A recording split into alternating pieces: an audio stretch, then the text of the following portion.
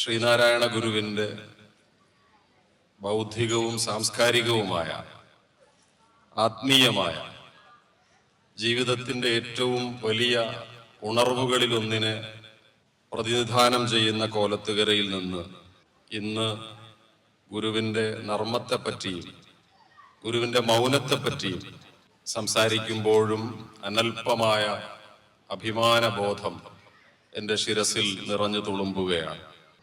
നമുക്ക് ഗുരുവിൻ്റെ നർമ്മത്തിലൂടെ നാം ജീവിക്കുന്ന കാലത്തിൻ്റെ സാമൂഹിക സാഹചര്യങ്ങളിലേക്ക് എങ്ങനെ പ്രവേശിക്കാം, ഗുരുവിൻ്റെ മൗനത്തിലൂടെ നമുക്ക് എങ്ങനെ ആ കയറ്റത്തിൽ നിന്നും എല്ലാം ഇറങ്ങി സമാധാനത്തിൻ്റെ ഒരു പടവിനെ സ്പർശിക്കാം എന്നതാണ് എൻ്റെ പ്രസംഗത്തിൻ്റെ ഉള്ളടക്കമെന്ന് തുടക്കത്തിൽ തന്നെ ഞാൻ പറഞ്ഞുകൊള്ളട്ടെ. ഒരിക്കൽ ശ്രീനാരായണ ഗുരു, പ്രഭാഷകനല്ലാത്ത ശ്രീനാരായണ ഗുരു, എന്നാൽ ഒരുപാട് പ്രഭാഷണങ്ങൾക്ക് വേണ്ട ഉള്ളടക്കങ്ങൾ നമുക്ക് നൽകിയിട്ടുള്ള മഹാനായ ഗുരു, ഒരുപാട് പ്രഭാഷകരെ അനുഗ്രഹിച്ചിട്ടുള്ള ഗുരു, പ്രഭാഷണവും പ്രതിഭയും തമ്മിലുള്ള ബന്ധം എന്താണെന്നും പ്രഭാഷണം കൊണ്ടുള്ള ഗുണമെന്തായിരിക്കണമെന്നും നിർവചിച്ചിട്ടുള്ള മഹാനായ ഗുരു ഒരിക്കൽ ശിവഗിരിയിലെ ഒരു പറങ്കിമാവ് ചൂണ്ടിക്കാട്ടി തൻ്റെ അടുക്കൽ നിന്നവരോട് ഇങ്ങനെ പറയുകയുണ്ടായി: നിങ്ങൾ ഇന്നയാളുടെ പ്രസംഗം കേട്ടിട്ടുണ്ടോ? എന്നിട്ട് ആ പ്രസംഗകന്റെ പേര് ഗുരു പറഞ്ഞു. ഇന്നയാളുടെ പ്രസംഗം നിങ്ങൾ കേട്ടിട്ടുണ്ടോ? ഈ പറങ്കിമാവ് പോലെയാണ് അയാളുടെ പ്രസംഗം. നാം ഇവിടെ വന്ന കാലം മുതൽ ശിവഗിരിയിലെ ഈ പറങ്കിമാവ് കാണുന്നുണ്ട്.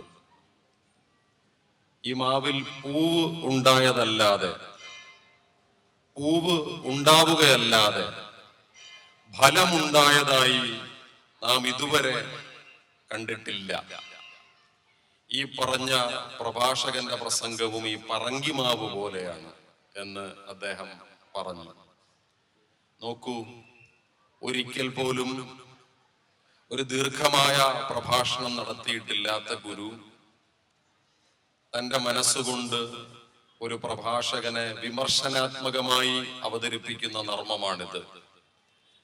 അയാൾ എത്ര കാലമായി പ്രസംഗിച്ചു കൊണ്ടിരിക്കുന്നു, പക്ഷെ അയാളുടെ പ്രസംഗം കൊണ്ട് സമൂഹത്തിന് ഒരു ഗുണവും നാളിതുവരെ ഉണ്ടായിട്ടില്ല എന്ന ഈ വിമർശനം ഗുരുവിനെ കുറിച്ചിട്ടുള്ള ഏത് പ്രസംഗം എവിടെ നടത്തുമ്പോഴും ഞാൻ ആലോചിക്കുന്ന സാർത്ഥകമായ ഒരു നർമ്മമാണ്. ഗുരു എപ്പോഴെങ്കിലും എൻ്റെ പ്രസംഗത്തെ കേൾക്കുകയാണെങ്കിൽ അങ്ങനെ കേൾക്കുന്നു എന്ന് തന്നെ ഞാൻ വിശ്വസിക്കുകയാണ്. എന്റെ പ്രസംഗത്തെ പറ്റിയും ഗുരു ഇങ്ങനെ ഒരു അഭിപ്രായം പറയുമോ എന്ന ഭയം എനിക്കില്ലാതില്ല. നിരർത്ഥകമായ വർത്തമാനങ്ങൾ കൊണ്ട് അയാൾ തന്നെയും ലോകത്തെയും ദർശനങ്ങളെയും അവതരിപ്പിക്കാൻ ശ്രമിക്കുന്നതിൻ്റെ മുന്നിലിരുന്ന് ശ്രീനാരായണൻ എത്രയോ വലിയ ഒരു സാമൂഹിക വിമർശകനാണ് എന്ന് ചൂണ്ടിക്കാട്ടിത്തരുന്ന ഒരു നർമ്മമാണ് നമ്മളിവിടെ കണ്ടത്. ഗുരു പറഞ്ഞതിനർത്ഥം നമ്മുടെ വാക്കുകൾ കൊണ്ട് സമൂഹത്തിന് മാറ്റമുണ്ടാകണമെന്ന് തന്നെയല്ലേ? ഗുരു സൂചിപ്പിച്ചത് വർത്തമാനങ്ങൾ കൊണ്ട് സമൂഹത്തിന് ഉയരങ്ങളിലേക്ക് നയിക്കണമെന്നല്ലേ? അതല്ലാതെ സംസാരങ്ങൾ കൊണ്ട് ആളുകളെ ഭിന്നിപ്പിക്കരുത് എന്നല്ലേ? അങ്ങനെയാണെങ്കിൽ ശ്രീനാരായണ ഗുരുവിനെ പറ്റി വർത്തമാനം പറയുന്ന ഒരാൾ ഗുരു പറഞ്ഞ കാര്യങ്ങൾക്ക് നിരക്കാത്ത ഒന്ന് സംസാരിക്കരുത് എന്നല്ലേ? ഇതിപ്പോൾ നാളെ ഒരു ചെറിയ പെരുന്നാൾ ആകുമോ അല്ലയോ എന്നൊക്കെയുള്ള സംശയത്തിന്റെ മുന്നിലാണ് ഞാൻ നിൽക്കുന്നത്. ഞാൻ എൻ്റെ പ്രിയപ്പെട്ടവൾക്കും മാതാപിതാക്കൾക്കുമുള്ള ചെറിയ 1-2 വസ്ത്രമൊക്കെ എടുക്കാൻ കടയിൽ പോയിട്ട് നേരെ ഇങ്ങോട്ട് പ്രസംഗിക്കാൻ വന്നതാണ്. ഞാൻ ഗുരു പറഞ്ഞ ഈ പ്രഭാഷണത്തെ ഖുർആനിലെ ഒരു വാക്യം കൊണ്ട് ഒന്ന് ചേർത്ത് വയ്ക്കാൻ ആലോചിക്കുകയാണ്. ഖുർആനിൽ ഒരു ചെറിയ അധ്യായമുണ്ട്. ഖുൽ അഊദു ബിറബ്ബിന്നാസ് മലിക്കിന്നാസ് ഇലാഹിന്നാസ് മിൻ ശർറിൽ വസ്വാസിൽ ഖന്നാസ്. അല്ലദീ യുവസ്വിസു ഫീ സുദൂരിൻ നാസ് എന്ന ഒരു വാക്യം ആ അധ്യായത്തിലുണ്ട്. ഇതിന്റെ അർത്ഥം മറ്റൊന്നുമല്ല, ദൈവത്തോട്, പടച്ചവനോട്, ഈശ്വരനോട് നിങ്ങൾ കാവലിനെ തേടുക എന്നാണ് ആ വാക്യത്തിന്റെ അർത്ഥം. എങ്ങനെയുള്ള ദൈവത്തിനോട്?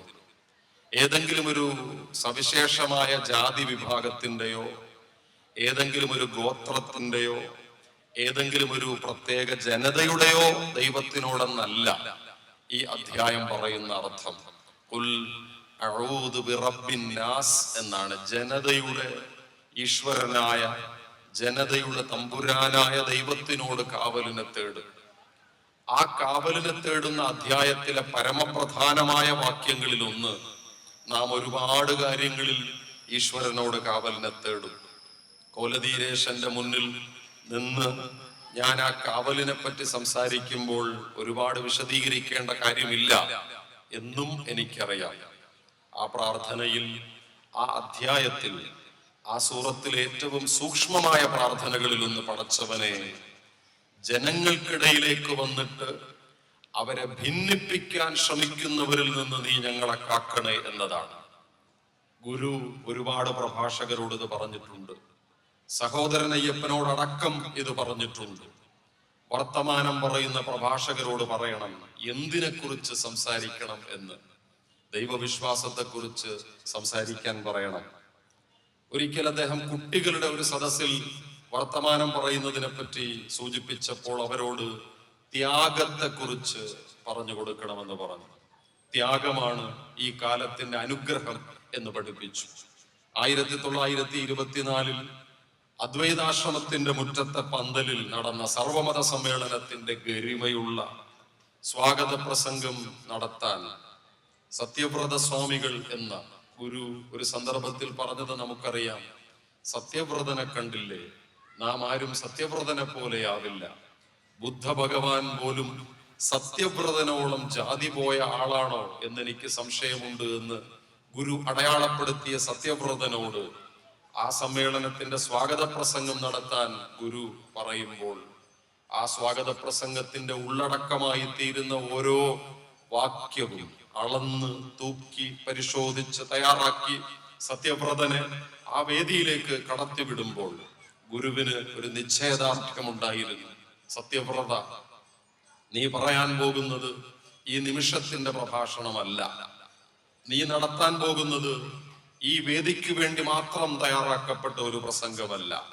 മറിച്ച് കാലാകാലങ്ങളുടെ സാമൂഹിക ജീവിതത്തെ ഒരുമിപ്പിച്ച് നിർത്തുന്ന, എല്ലാ ചോരയും ഒന്നാണെന്ന് പഠിപ്പിക്കുന്ന, ശ്വാസം ഒന്നു തന്നെയാണെന്ന് പഠിപ്പിക്കുന്ന, പ്രീതിയുടെ, അൻപിന്റെ, അരുളിന്റെ, മോക്ഷത്തിന്റെ, ശാസ്ത്രത്തിന്റെ പ്രസംഗമാകുന്നു സത്യവ്രത എന്ന് ഗുരു ആ സത്യവ്രതനോട് പറയാതെ പറഞ്ഞത് നമ്മൾ ആ സർവമത സമ്മേളനത്തിന്റെ ചിത്രത്തെ മനസ്സിലൊന്ന് ഓർത്താൽ മനസ്സിലാക്കാൻ പറ്റും. ഇതുള്ളിൽ വെച്ചുകൊണ്ടാണ് ഗുരു പറഞ്ഞത്, ഇയാളുടെ പ്രസംഗം ഈ പറങ്കിമാവ് പോലെയാണ്, പൂക്കുക മാത്രമേ ഉള്ളൂ, കായ്ക്കുന്നില്ല. അതുകൊണ്ട് ഗുരുവേ, എന്റെ പ്രസംഗം പൂത്ത് തളർത്ത് അങ്ങ് താഴെ വീണു പോകുന്നതാവല്ലേ. എന്റെ പ്രസംഗം പൂത്ത് കായായി ലോകത്തിന് കനിയായി തീരുന്ന, അരുളായിത്തീരുന്ന പ്രസംഗമായി തീരണമേ എന്നല്ലാതെ ഗുരുവിന്റെ നർമ്മത്തെ വെച്ചിട്ട് ഞാൻ എന്താണ് പ്രിയപ്പെട്ടവരെ എന്റെ പ്രസംഗത്തിന്റെ തുടക്കത്തിൽ പറയേണ്ട കാര്യം? മേരി ഡഗ്ലസ്, ലോകപ്രശസ്ത മനഃശാസ്ത്രജ്ഞനായ ഫ്രോയിഡിനെ ഉദ്ധരിച്ചുകൊണ്ട് ഒരിക്കൽ ഒരു വാക്യം പറഞ്ഞു. നാം നർമ്മം പറയാറുണ്ട്, നാം ചിരിക്കാറുണ്ട്, നാം നർമ്മം കേട്ടിട്ട് രസിക്കാറുണ്ട്, സന്തോഷിക്കാറുണ്ട്. പക്ഷെ എന്താണ് ഈ നർമ്മം എന്നറിയുമോ? Joke is an image of a relaxation of conscious mind and conscious control in favor of the subconscious എന്ന് ഡഗ്ലസ് ഫ്രോയിഡിനെ അല്പം ഒന്ന് പരിഷ്കരിച്ചു. ഇതിന്റെ അർത്ഥം ഇത്രയുമാണ്: ഉപബോധ മനസ്സിന് അനുകൂലമായി, നമുക്ക് മനസ്സിന് പല തലങ്ങളുണ്ടല്ലോ, ബോധമുണ്ട്, ഉപബോധമുണ്ട്, അബോധമുണ്ട്. ഇത് ഫ്രോയിഡ് നമുക്ക് പറഞ്ഞു തന്നു. നിങ്ങളിപ്പോൾ എൻ്റെ പ്രസംഗം നിങ്ങളുടെ ബോധ മനസ്സുകൊണ്ട് കേട്ടുകൊണ്ടിരിക്കുകയാണ്. ഞാൻ എൻ്റെ ബോധ മനസ്സുകൊണ്ട് നിങ്ങളോട് വർത്തമാനം പറഞ്ഞുകൊണ്ടിരിക്കുകയാണ്. നാം ഇതെല്ലാം കേട്ടിട്ട് നാടകവും കണ്ട് നൃത്തങ്ങൾ കണ്ട് പാട്ടുകൾ കേട്ടിട്ട് മെല്ലെ നിദ്രയിലേക്ക് പോകും. ആ നിദ്രയെപ്പറ്റി ഗുരുവിന്റെ മൗനത്തോട് ചേർത്ത് ഞാൻ അവസാനം പറഞ്ഞു നിർത്തും. അങ്ങനെ നിദ്രയിലേക്ക് പോകുന്ന സമയത്ത് ഒരു പക്ഷെ നമ്മുടെ ബോധ മനസ്സ് മെല്ലെ ഒരു പൂവ് അതിന്റെ ഇതൾ അടയ്ക്കുന്നത് പോലെ, ഒരു പക്ഷി അതിന്റെ കണ്ണുകൾ അടയ്ക്കുന്നത് പോലെ അടയ്ക്കുകയും നാം നമ്മുടെ ഉപബോധ മനസ്സിലേക്ക് മെല്ലെ മനസ്സിനെ ചായ്ച്ചിറക്കുകയും ചെയ്യും. ആ ഉപബോധ മനസ്സിന് അനുകൂലമായി ബോധപൂർവമായ നിയന്ത്രണങ്ങളുണ്ട്. ആ നിയന്ത്രണങ്ങളെ അയവുള്ളതാക്കുന്ന പ്രക്രിയയാണ് നർമ്മം എന്ന് മേരി ഡഗ്ലസ് ഫ്രോയിഡിനെ പരിഷ്കരിച്ചുകൊണ്ട് ഒരിക്കൽ പറഞ്ഞു. ഗുരുവിന്റെ അതിപ്രസിദ്ധമായ ഒരു നർമ്മമുണ്ട്. മഹാരാജാവായിരുന്ന ശ്രീമൂലം തിരുനാളിന്റെ ജന്മദിനത്തിന് ഷഷ്ടിപൂർത്തിക്ക് നാട് മുഴുവൻ വലിയ ആഘോഷങ്ങൾ നടത്തിക്കൊണ്ടിരിക്കുകയാണ്. സ്വാഭാവികമായും മഹാരാജാവിന്റെ അധികാരപരിധിയിൽ വരുന്ന അദ്വൈതാശ്രമത്തിലും ഷഷ്ടിപൂർത്തിക്ക് വേണ്ടിയിട്ടുള്ള ആഘോഷങ്ങൾ നടത്താനുള്ള ഒരുക്കങ്ങൾ സംഘടിപ്പിച്ചിരിക്കുന്നു. ഗുരുവിന്റെ ശിഷ്യരും ഗുരുവിന്റെ പ്രിയപ്പെട്ടവരും ചൈതന്യസ്വാമികളും രാമൻ ഗുരുക്കളും ആർട്ടിസ്റ്റ് രാമനും അടക്കമുള്ള സംഘം അതിനു വേണ്ടിയിട്ടുള്ള പ്രവർത്തനങ്ങൾ നടത്തിക്കൊണ്ടിരിക്കുമ്പോൾ ആശ്രമത്തിൽ നിന്ന് മെല്ലെ ഇറങ്ങി വന്നിട്ട് ഗുരു അവരോട് ചോദിച്ചു, എന്തൊക്കെയുണ്ട് പരിപാടികൾ? അവർ പറഞ്ഞു, ഒരുപാട് ആഘോഷങ്ങളുണ്ട്, സദ്യയൊക്കെ ഒരുക്കിയിട്ടുണ്ട്, പലഹാരങ്ങളൊക്കെ ഒരുക്കിയിട്ടുണ്ട്, ചിത്രങ്ങളൊക്കെ അണിയിച്ചു വെച്ചിട്ടുണ്ട്. ഏറ്റവും പ്രധാനപ്പെട്ടത് എന്താണെന്ന് അറിയുമോ ഗുരു? മഹാരാജാവിന്റെ ഛായാപടം ആനപ്പുറത്ത് എഴുന്നള്ളിക്കുന്ന ഘോഷയാത്രയുമുണ്ട്. ഗുരു അല്പനേരം നിശബ്ദനായി നിന്ന ശേഷം ഒന്ന് മന്ദസ്മിതത്തോടുകൂടി ഒന്ന് പതിയെ ചിരിച്ചിട്ട് അവരോട് പറഞ്ഞു, ഓ, കാട്ടിൽ കിടക്കുന്ന ആനയ്ക്ക് രാജാവിനോട് ഇത്ര ഭക്തിയോ? എന്തിനാണ് ആനപ്പുറത്ത് അതിനെ എടുത്തു വയ്ക്കുന്നത്? നാം ആ ചിത്രത്തെ എടുക്കാമല്ലോ. ഇത് കേൾക്കുമ്പോ ഞാൻ നേരത്തെ പറഞ്ഞതുപോലെ രാമൻ, ചൈതന്യ, ഗുരുക്കൾ, നിങ്ങൾ എല്ലാവരുടെയും മനസ്സിൽ തമ്പുരാനോട് ഒരു ഭീതിയും ഭയവും ഒക്കെ ഉണ്ട്. പക്ഷേ ആ ഭയം കൊണ്ട് നിങ്ങൾ അജ്ഞതയുടെ കുഴിമാടത്തിലേക്ക് വീണ്ടുപോകരുത്. ആനപ്പുറത്ത് എടുത്തു വെക്കുമ്പോൾ ആനയ്ക്കറിയില്ല മഹാരാജാവേത്, പാപ്പാനേത്, മനുഷ്യനേതെന്ന്. ആന അജ്ഞത കൊണ്ട് അതിനെ ചുമക്കുന്നു. ഗുരു ഈ പറഞ്ഞ നർമ്മത്തിനൊരു രാഷ്ട്രീയമുണ്ട്. തമ്പുരാന്റെ മുന്നിൽ ഓച്ഛാനിച്ച് നിൽക്കാനുള്ളതല്ല. ഒരു തമ്പുരാന്റെയും മുന്നിൽ ഓച്ഛാനിക്കാനുള്ളതല്ല നമ്മുടെ സാമൂഹിക ജീവിതം എന്ന് പറയുന്ന ഈ നർമ്മം. ഗുരുവിന്റെ ദൈവദശകത്തിലെ ആ വരികൾ നമ്മുടെ മുന്നിൽ ഓർമ്മപ്പെടുത്തും. അന്നവസ്ത്രാദി മുട്ടാതെ തന്നു രക്ഷിച്ചു നമ്മളെ ധന്യരാക്കുന്ന നീ ഒന്നു തന്നെ നമ്മൾക്ക് തമ്പുരാൻ. ഈ നമുക്ക് തമ്പുരാൻ ഏതെങ്കിലും ഒരു മനുഷ്യ കുലത്തിൽ ജനിച്ച് സിംഹാസനത്തിന്റെയും കിരീടത്തിന്റെയും ചെങ്കുലിന്റെയും പേരിൽ അധികാരിയായി തീർന്നവരല്ല. ഫ്യൂഡലിസത്തിന്റെ സകലമാന കെട്ടുപാടുകളും എടുത്തു വെച്ച് വറചട്ടിയിൽ എന്നതുപോലെ നമ്മളെ പൊരിക്കുന്നവരല്ല. അതുകൊണ്ട് ആ ഛായാപടത്തിന് മുന്നിൽ നട്ടെല്ലിനെ കുനിക്കാതെ ആനയെ സ്വതന്ത്രമാക്കുവിൻ, വേണമെങ്കിൽ നിങ്ങൾക്ക് വേണ്ടി ഞാൻ ആ ഛായാപടത്തെ എന്റെ മുതുകിലേറ്റാം എന്ന് പറയുമ്പോൾ നടരാജഗുരു പറയുന്നത് പോലെ പീഡ അനുഭവിക്കണമെങ്കിൽ, സമൂഹത്തിന്റെ അജ്ഞതയുടെ പീഡ അനുഭവിക്കണമെങ്കിൽ, നിങ്ങളുടെ അജ്ഞതയെ മുഴുവൻ ശിരസിൽ ഏറ്റെടുക്കണമെങ്കിൽ കർത്താവ് ചെയ്തതുപോലെ നിങ്ങൾ എന്തിന് ആ ആനയെ ബലിയാടാക്കുന്നു? ആ പീഡ നാം ഏറ്റെടുക്കാമല്ലോ എന്ന് പറയുന്ന നർമ്മത്തിന്റെ ഒരു യുക്തി ശ്രീനാരായണന്റെ ആ പ്രയോഗത്തിലുണ്ട്. ശക്തമായ ഒരു കേൾവിയായി മാറുന്നത് ഗുരുവിന്റെ നർമ്മത്തിൽ നമുക്ക് കാണാൻ പറ്റും. ഞാനിതൊക്കെ പറയുന്നത് ഗുരുവിന്റെ നർമ്മം ചുമ്മാ ചിരിച്ചങ്ങ് കളയാനുള്ള സാധനമല്ല. അതെങ്ങനെ നമ്മുടെ സാമൂഹിക ജീവിതത്തിൽ ഇടപെട്ടു, അതെങ്ങനെ നമ്മളെ കർമ്മശേഷിയുള്ളവരാക്കി മാറ്റി, അതെങ്ങനെ നമ്മുടെ തലച്ചോറിന്റെ അനുരണനങ്ങളിൽ ഇടപെട്ടു എന്നതിന്റെ തരംഗങ്ങളെ കുറിച്ച് മനസ്സിലാക്കുക എന്നുള്ളതാണ് പ്രധാനപ്പെട്ട കാര്യം. ഓഡിറ്ററി സിഗ്നിഫയർ എന്ന് പറയുന്ന ഒരു പ്രയോഗം നർമ്മത്തിന്റെ ശാസ്ത്രജ്ഞർ ഉപയോഗിക്കും. തമാശകളിൽ, ഗൗരവമുള്ള തമാശകളിൽ, അതിശക്തമായ കേൾവിയുടെ ഒരു സൂചനയുണ്ട്. നിങ്ങൾ കേൾക്കേണ്ടത് കേൾക്കുന്നുണ്ടോ എന്നതാണ് ആ ഓഡിറ്ററി സിഗ്നിഫയർ. ഒരിക്കൽ ചെങ്ങന്നൂരിൽ ദുർഘടമായ ഒരു പാതയിലൂടെ ഗുരു പോയിക്കൊണ്ടിരിക്കുകയാണ്. കൂട്ടത്തിൽ പരിവാരങ്ങളുണ്ട്, ശിഷ്യരുണ്ട്, ഗുരുവിനെ കാണാനെത്തിച്ചേർന്ന മഹാമനുഷ്യരിൽപ്പെട്ടവരുണ്ട്. അഷ്ടമുടിക്കായലിന്റെ മുകളിലൂടെ ഗുരു ഒരിക്കൽ സഞ്ചരിച്ചു കൊണ്ടിരിക്കുമ്പോൾ ഗുരു ഒരു ധനികന്റെ വീട്ടിലേക്ക് പോകുന്നതറിഞ്ഞ് ഗുരുവിന്റെ അടുക്കൽ അപേക്ഷയുമായി എത്തിയ അതിദരിദ്രനായ ഒരു ക്രിസ്തുമത വിശ്വാസിയെ പറ്റി ഗുരുവരുളിൽ നാം വായിച്ചിട്ടുണ്ട്. അദ്ദേഹം തൻ്റെ ചെറിയ വള്ളത്തിലിരുന്ന് ഗുരു സഞ്ചരിക്കുന്ന ആ യാനപാത്രത്തെ കണ്ടുകൊണ്ടിരുന്നപ്പോൾ അദ്ദേഹത്തിന്റെ മനസ്സിൽ വന്ന വാക്യം, കർത്താവേ, ഞാനിതാ നിന്നെ കണ്ടിരിക്കുന്നു. ബൈബിളിലെ യേശുവിനെ ഞാനിതാ എൻ്റെ കൺമുന്നിൽ കണ്ടിരിക്കുന്നു.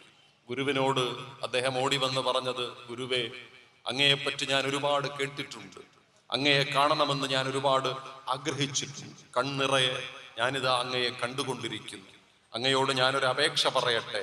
എൻ്റെ വീട് ചെറുതാണ് കേട്ടോ, എൻ്റെ കുഞ്ഞുങ്ങൾ ദരിദ്രരാണ് കേട്ടോ, അവർക്ക് നല്ല വസ്ത്രങ്ങൾ ധരിക്കാനില്ല കേട്ടോ.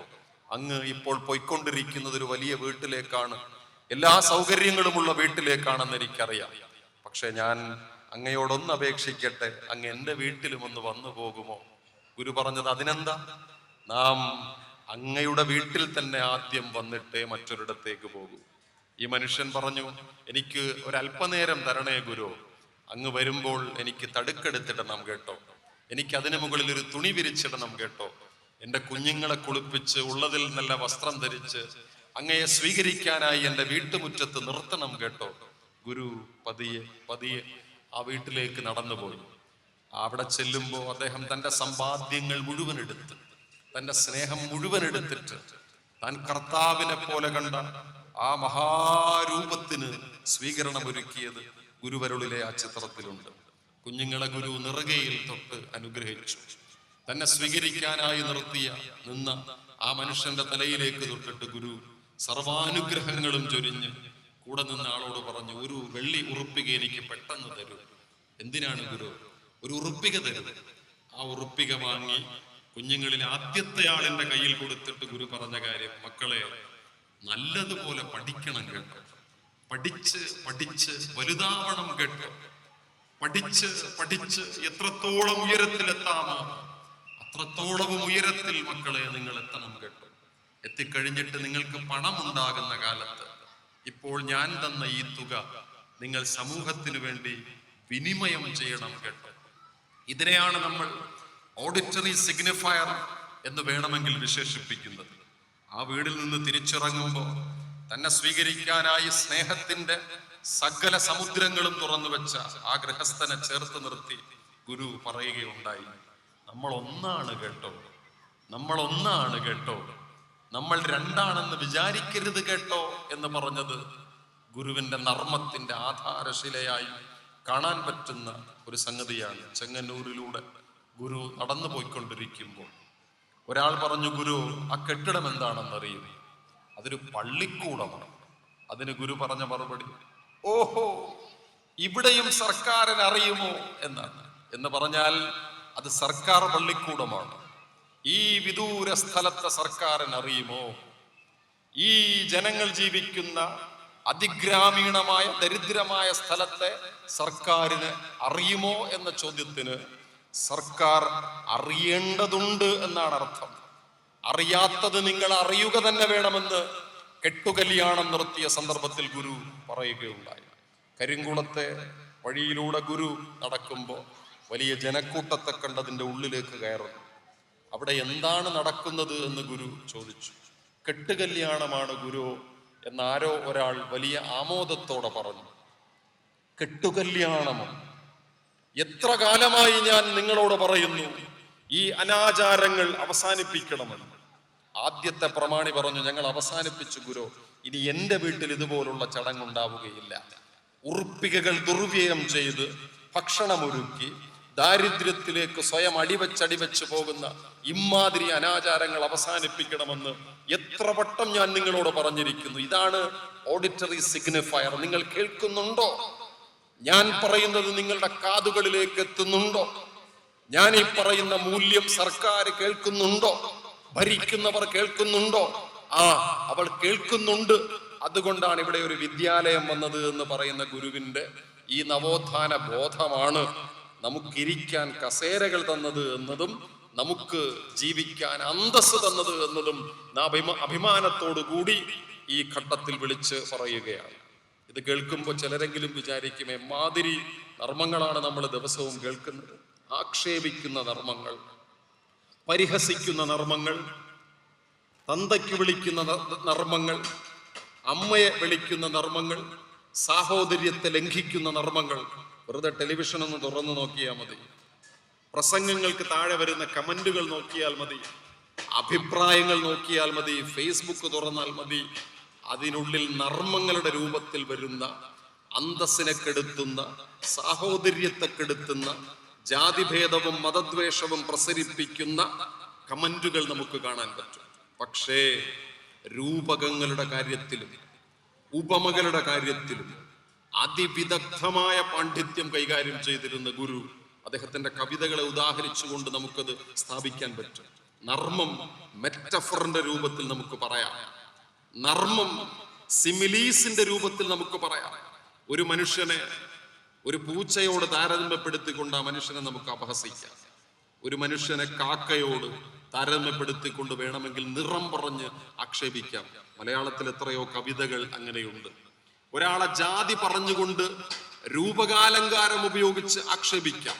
പക്ഷേ രൂപകാലങ്കാര പ്രയോഗത്തിൽ വിദഗ്ധനായ മഹാഗുരു, ഉപമകൾ ഉപയോഗിക്കുന്നതിന് അതിവിദഗ്ധനായ മഹാഗുരു ജീവിതത്തിൽ ഒരിക്കലും ഒരാളെയും പരിഹസിച്ചിട്ടില്ല തന്റെ നർമ്മത്തിലൂടെ എന്നത് ഗുരുവിന്റെ നർമ്മത്തെ കുറിച്ച് ആലോചിക്കുമ്പോൾ നമ്മുടെ ശിരസിനെ നിവർത്തി നിർത്തുന്ന അതിപ്രധാനമായ ഒരു പ്രയോഗമാണ്. ശ്രുതി മുതല തുരകം തൊടുത്തൊരാത്മപ്രതിമയെഴും കരണപ്രവീണനാളും രതിരഥമേറിയ ഹന്ത രമ്യരൂപം പ്രതിപുറമേ പെരുമാറിടുന്ന ജസ്രം എന്ന് ആത്മോപദേശ ശതകത്തിൽ മെറ്റഫറിന്റെ, രൂപകാലങ്കാരത്തിന്റെ അതിമനോഹരമായ ഒരു പ്രയോഗമാണ് ഈ ശ്ലോകം.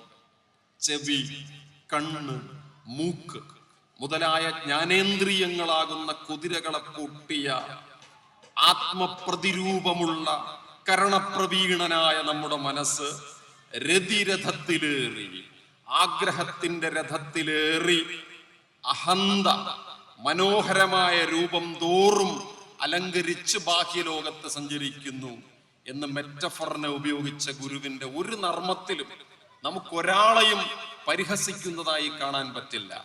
പക്ഷേ ഗുരു പരിഹസിക്കുന്നത് നർമ്മത്തിന് ആധാരമായ സാമൂഹിക കർമ്മത്തെയാണെന്നതിന് ഒരു ഉദാഹരണം ഞാൻ പറയാം. ഒരിക്കൽ ഗുരു ആലുവായിൽ വിശ്രമിക്കുമ്പോൾ 2 പേർ ഗുരുവിനെ കാണാൻ വന്നു. ഈ 2 പേർക്കും സാമാന്യം നല്ല നിലയിൽ കഷണ്ടിയുണ്ട്. അതിലൊരാൾ ക്രിസ്തുമത വിശ്വാസിയാണ്, മറ്റൊരാൾ ജാതി സമ്പ്രദായത്തിൽ തീയനാണ്. ഇവർ 2 പേരും തലശ്ശേരിക്കാരാണ്. എന്നിട്ട് ക്രിസ്തുമത വിശ്വാസിയായ ആൾ ഗുരുവിനോട് പറഞ്ഞു, ഗുരു, ഞാൻ ക്രിസ്ത്യാനിയാണ് കേട്ടോ, ഇയാൾ തീയനാണ്. ഗുരു അത് കേട്ടിട്ട് ചിരിച്ചിരിക്കണം. പക്ഷെ ഗുരു അപ്പോൾ തന്നെ മറഞ്ഞ മറുപടി അതിഗംഭീരമാണ്. തീയനൊക്കെ എന്നേ പൊഴിഞ്ഞു പോയല്ലോ, പിന്നെ എങ്ങനെ തീയനാകും? ഇതെന്താണെന്നുള്ളത് ഞാനിങ്ങനെ ആലോചിച്ചുകൊണ്ടിരിക്കുകയായിരുന്നു ഇന്നലെ മുതൽ. ഗുരു എന്തിനാണ് അങ്ങനെ പറഞ്ഞത്? തലയിൽ നോക്കിയായിരിക്കണം പറഞ്ഞത്. തീയനൊക്കെ എന്നേ പൊഴിഞ്ഞു പോയല്ലോ, പിന്നെങ്ങനെ ഇയാൾ തീയനാകുമെന്നാണ് ചോദ്യം. പക്ഷെ അതിനുള്ളിലെ മെറ്റഫോറിക് ആയിട്ടുള്ള ആ കുന്തം ആലോചിച്ചു നോക്കൂ. ഇത്രയൊക്കെ പൊഴിഞ്ഞിട്ടും ജാതിബോധം പൊഴിഞ്ഞു പോയിട്ടില്ല അല്ലേ എന്നാണ് ആ പറഞ്ഞതിന്റെ അർത്ഥം. അത് ആക്ഷേപിക്കലല്ല, അത് സാമൂഹിക മനഃശാസ്ത്രത്തിനകത്തേക്ക് ഇടിച്ചു കയറലാണ്. ഈ ഇടിച്ചു കയറലാണ് ശ്രീനാരായണന്റെ ധൈഷണികതയെ മൾട്ടിപ്പിൾ ഇന്റലിജൻസിന്റെ പ്രതീകമാക്കി മാറ്റുന്ന കാര്യം. മൾട്ടിപ്പിൾ ഇന്റലിജൻസ് എന്ന് പറയുന്നത് ഹൊവാർഡ് ഗാർഡ്നർ ഉപയോഗിച്ച ഒരു പ്രയോഗമാണ്. നമ്മൾ സാധാരണ പറയും ധൈഷണികത എന്നുള്ളത് ഒറ്റ അടരു മാത്രമുള്ളതാണ്, ഇന്റലിജൻസിന് ഒരൊറ്റ മുഖം മാത്രമേ ഉള്ളൂ എന്ന് പറഞ്ഞുകൊണ്ടിരുന്നപ്പോഴാണ് the frames of the mind എന്ന് പറയുന്ന പുസ്തകത്തിലൂടെ ഹൊവാർഡ് ഗാർഡ്നർ പറഞ്ഞതല്ല, ഇന്റലിജൻസിന് 7 അടരുകൾ നമുക്ക് നിർണയിക്കാൻ പറ്റും. 990 ശേഷം അദ്ദേഹം അതിന് ഒരു അടരും കൂടെ കൊടുത്തിട്ട് 8 അടരുകൾ അദ്ദേഹം നിർണയിക്കുകയുണ്ടായി. അതിൽ ആദ്യത്തേത് ലിംഗ്വിസ്റ്റിക് ഇന്റലിജൻസ് ആണ്. ഇന്റലിജൻസിന്റെ ഒന്നാമത്തെ കുതിര ഭാഷയിൽ നാം എത്രമേൽ പ്രവീണരായിരിക്കുക എന്നുള്ളത് നമ്മുടെ ഇന്റലിജൻസിന്റെ ഒന്നാമത്തെ മുഖമാണ്. ഒരാൾ ഭാഷയിൽ എത്ര കണ്ട് ബലശാലിയായിരിക്കുന്നു. ഗുരുവിന്റെ ഭാഷാ പ്രയോഗത്തെ കുറിച്ച് ഞാൻ പറയേണ്ട കാര്യമില്ലല്ലോ. ലോജിക്കോ മാത്തമാറ്റിക്കൽ ഇന്റലിജൻസ് രണ്ടാമത്തെ കുതിര. താർക്കികമായി കാര്യങ്ങളെ പറഞ്ഞ് ബോധ്യപ്പെടുത്തി മുന്നോട്ട് പോകുന്ന ശ്രീനാരായണന്റെ പ്രതിഭ രണ്ടാമത്തെ ഇന്റലിജൻസിന്റെ കുതിരയാണ്. മൂന്നാമത്തേത് മ്യൂസിക്കൽ ഇന്റലിജൻസ്, സംഗീതാത്മകമായ ശരവേഗ പ്രവീണനായ സംഗീതത്തിന്റെ നാദമാധുരിമയുള്ള പ്രതിഭ. അപ്പൊ ചോദിക്കും, ഗുരു എപ്പോഴെങ്കിലും കച്ചേരി നടത്തുന്നത് നിങ്ങൾ കണ്ടിട്ടുണ്ടോ? ഗുരു ഏതെങ്കിലും ഒരു സംഗീത സദസ്സിൽ പങ്കെടുക്കുന്നത് നിങ്ങൾ കണ്ടിട്ടുണ്ടോ?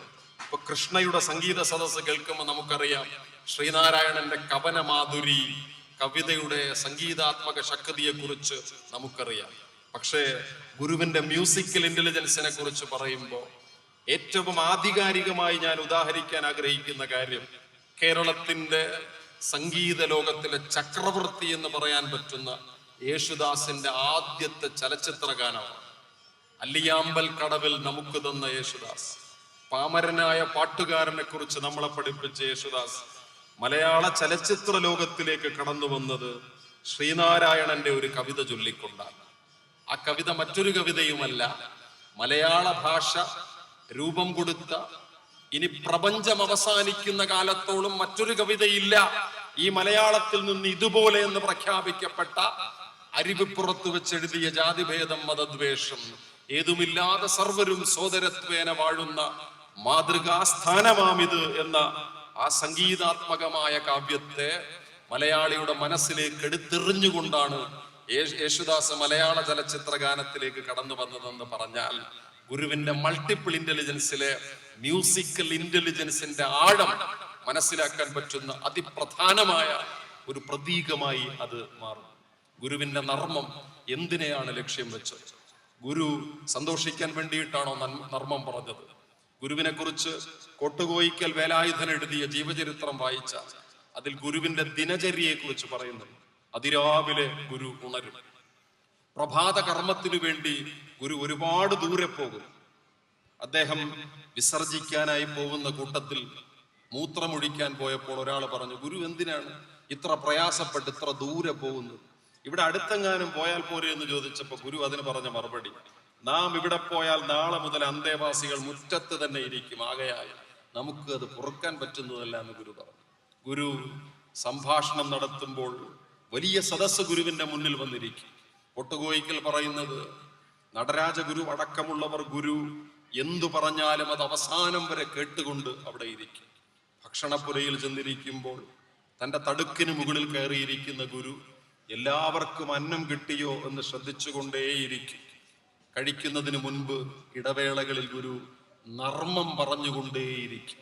ഈ നർമ്മം ആരെയും പരിഹസിക്കലല്ല, സ്നേഹത്തിന്റെ അൻപിന്റെ വെളിപാടായി നമുക്കല്പം സന്തോഷിച്ചുകൊണ്ട് വർത്തമാനം പറഞ്ഞാലോ എന്ന് പറയുന്ന ഈ പ്രയോഗത്തിന്റെ ലക്ഷ്യം മനുഷ്യന്റെ ഗുണത്തിൽ ഞാൻ ശ്രദ്ധയൂന്നുന്നു.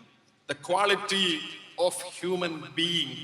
ഈ ക്വാളിറ്റിയെ ഉന്നമിപ്പിച്ചുകൊണ്ട്, സ്വാത്മബോധം ഉണ്ടാക്കിക്കൊണ്ട്, ആത്മവിശ്വാസം ഉണ്ടാക്കിക്കൊണ്ട്, മറുപടി പറയേണ്ടപ്പോൾ മറുപടി പറയാനുള്ള ധൈര്യം നാവിന് കൊടുത്തുകൊണ്ട് നാം ക്വാളിറ്റി ഉള്ള മനുഷ്യ ജീവിതങ്ങളായി തീരണം എന്ന പ്രഖ്യാപനം ഗുരുവിന്റെ നർമ്മത്തിന്റെ അടരായി നമുക്ക് അറിയാൻ പറ്റും.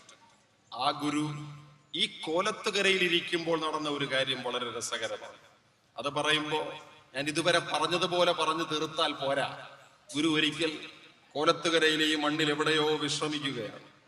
ഗുരു വിശ്രമിക്കുമ്പോൾ ഒരു മാസ്മരിക വിദ്യക്കാരൻ ഗുരുവിന്റെ മുന്നിൽ വന്നു. ഒരു പക്ഷെ ഈ നാട്ടിലെ പഴയ തലമുറയിൽപ്പെട്ടവർക്ക് ഈ കഥ കേട്ട് പരിചയമുണ്ടാവാം. ആ കേട്ട് പരിചയമുള്ളവർക്ക്, ടീച്ചറെ പോലെയുള്ളവർക്ക് പറയാൻ പറ്റും ഗുരു എവിടെയാണ് ഇരുന്നത്. ഗുരു തന്റെ കസേരയിൽ ഇരിക്കുകയാണ്. അപ്പൊ ഈ മാസ്മരിക വിദ്യക്കാരൻ വന്നിട്ട് ഗുരുവിന്റെ മുന്നിൽ പറഞ്ഞു, എനിക്ക് മാസ്മരിക വിദ്യ അറിയാം, ഹിപ്നോട്ടിസം ആയിരിക്കണം, എനിക്ക് ഹിപ്നോട്ടിസം അറിയാം. ഗുരു ചോദിച്ചു, എന്താ ഈ വിദ്യ? അത് ഈ വിദ്യ ഉപയോഗിച്ച് ഞാൻ ആരെയും ഉറക്കിയിട്ട് അവരെ കൊണ്ട് പഴയ കാര്യങ്ങൾ ഞാൻ പറയിപ്പിക്കും. അപ്പൊ ചോദിച്ചു, എന്താ ഇവിടെ ഇപ്പോ ഇങ്ങനെ അല്ല, എനിക്ക് ഗുരുവിനെ ഒന്ന് ഉറക്കണം. എന്നിട്ട് ഈ പുള്ളി ഗുരുവിന്റെ മുന്നിൽ തന്റെ ഈ ഹിപ്നോട്ടിസം പ്രയോഗിക്കാൻ ആരംഭിച്ചു. ഇത് പറയുമ്പോൾ അത് കഴിഞ്ഞു നടന്ന കാര്യം പറയുന്നതിന് മുൻപ് മറ്റൊരു കാര്യം കൂടെ ഞാൻ പറഞ്ഞുകൊള്ളട്ടെ. ബൊഹുമിൽ ഹാബെൽ എന്ന് പറയുന്ന ഒരു ചെക്കോസ്ലോവാക്യൻ റൈറ്ററുണ്ട്. അദ്ദേഹത്തിന്റെ ഒരു പ്രസിദ്ധമായ നോവൽ, ആ നോവലിൽ രണ്ട് വൃദ്ധന്മാരെ കുറിച്ച് സൂചിപ്പിച്ചിട്ടുണ്ട്. ആ നോവലിന്റെ പേര് ഞാനിപ്പോ മറന്നുപോയി. ക്ലോസ്ലി വാച്ച്ഡ് ട്രെയിൻസ്, അതിസൂക്ഷ്മമായി നിരീക്ഷിക്കപ്പെടുന്ന തീവണ്ടികൾ എന്നാണ് ആ നോവലിന്റെ പേര്. ആ നോവലിലെ പ്രൊട്ടഗോണിസ്റ്റായ കഥാപാത്രമായ ചെറുപ്പക്കാരൻ തന്റെ രണ്ട് അപ്പൂപ്പന്മാരെ കുറിച്ച് പറയുന്നുണ്ട്. അതിൽ മൂത്ത അപ്പൂപ്പൻ 1858 മറ്റോ ചെക്കോസ്ലോവാക്യൻ സർക്കാരിന്റെ ഒരു യുദ്ധത്തിൽ പങ്കെടുത്തതായി അവിചാരിതമായി പങ്കെടുത്ത് പെൻഷൻ കിട്ടുന്ന ഒരാളാണ്. പുള്ളി എങ്ങനെ പെൻഷൻ കിട്ടുന്നു എന്ന് പുള്ളിക്ക് അറിയത്തില്ല. പുള്ളി പറയുന്നത്, ഇവിടെ യുദ്ധത്തിന്റെ ഭാഗമായിട്ടൊരു പാലം പണി നടന്നപ്പോൾ ഞാൻ അവിടെ പോയി ഇരുന്നു. അപ്പൊ അവര് ഞാനും പാലം പണിക്ക് വന്ന ആളാണെന്ന് വിചാരിച്ചിട്ട് എന്റെ പേരെഴുതി എടുത്തിട്ട് പോയിട്ട് എനിക്ക് അതിന്റെ പെൻഷൻ കിട്ടുന്നതാണ്. അപ്പൊ ഈ നായകൻ ഈ അപ്പൂപ്പനെ കുറിച്ച് പറയുന്നത് വളരെ രസകരമാണ്. എന്റെ അപ്പൂപ്പനെ കൊണ്ട് പൊറുതിമുട്ടിയിട്ട് വയ്യായിരുന്നു. അപ്പൻ ആ കഥ പറയും. പെൻഷൻ കിട്ടുന്ന പണം കൊണ്ട് കുടിച്ച് കൂത്താടി തെരുവിലിരുന്ന് നാട്ടുകാരെ തെറി വിളിക്കണതാണ് അപ്പൂപ്പന്റെ ജോലി. പക്ഷെ ഒരു ദിവസം നാട്ടുകാർ ആ തെറിവിളി അവസാനിപ്പിച്ചു. എങ്ങനെയാണെന്ന് വെച്ചാൽ, ആ അപ്പൂപ്പൻ രണ്ട് ചെറുപ്പക്കാരെ തെറി വിളിച്ചപ്പോ ചെറുപ്പക്കാർ അപ്പൂപ്പനെ തൂക്കിയെടുത്ത് അടിച്ചു കൊന്നു. അപ്പൂപ്പൻ അവസാനിച്ചു. ഇത് ദുഃഖകരമായ ഒരു തമാശയാണെങ്കിലും രണ്ടാമത്തെ ഒരു അപ്പൂപ്പനെ കുറിച്ച് ഹാബേലിന്റെ ഈ കഥാപാത്രം പറയാം. ആ അപ്പൂപ്പൻ അതിവിദഗ്ധനാണ്. പുള്ളിക്കാരന് സർക്കസിൽ ഹിപ്നോട്ടിസം ആയിരുന്നു ജോലി. ഇന്ത്യൻ സർക്കസിൽ ഹിപ്നോട്ടിസം ഇല്ല, ചെക്കോസ്ലോവാക്യൻ സർക്കസിൽ ഹിപ്നോട്ടിസം ഉണ്ട്. മൃഗങ്ങളെ മയക്കി കാണികളെ സന്തോഷിപ്പിക്കും, കാഴ്ചക്കാരെ മയക്കി കാണികളെ സന്തോഷിപ്പിക്കും. ആ കൂട്ടത്തിൽപ്പെട്ട ഒരാളാണ് ഗുരുവിനെ മയക്കാൻ വന്നിരിക്കുന്നത്. ഈ നോവലിൽ പറയുന്ന അപ്പൂപ്പൻ പക്ഷേ ഹിപ്നോട്ടിസം നടത്തി സർക്കസിൽ നിന്ന് പെൻഷൻ പറ്റി വീട്ടിൽ വിശ്രമിക്കുന്ന കാലത്താണ് 939 ലോകം കണ്ട ഏറ്റവും വലിയ നരാധമനായ മനുഷ്യൻ ഹിറ്റ്ലർ ജർമ്മനിയുടെ ചാൻസലറായി അധികാരം ഏറ്റെടുക്കുന്നത്. ആ ജർമ്മനി ചെക്കോസ്ലോവാക്യയെ പിടിച്ചെടുക്കാൻ വേണ്ടി സൈന്യവുമായി മുന്നോട്ട് വരുമ്പോൾ ഈ അപ്പൂപ്പനോട് നാട്ടുകാരിൽ ചിലർ പറഞ്ഞു, അറിഞ്ഞില്ലേ, ചെക്കോസ്ലോവാക്യയെ പിടിച്ചെടുക്കാൻ ഹിറ്റ്ലർ വന്നുകൊണ്ടിരിക്കുകയാണ്. നിങ്ങൾ എത്രയും പെട്ടെന്ന് കിട്ടുന്ന സമ്പാദ്യവും എടുത്തുകൊണ്ട് ഇവിടെ നിന്ന് ഓടും. അപ്പൊ ആ അപ്പൂപ്പൻ പറഞ്ഞത്, എന്തിനോടണം? നിങ്ങൾക്ക് പേടി കാണും.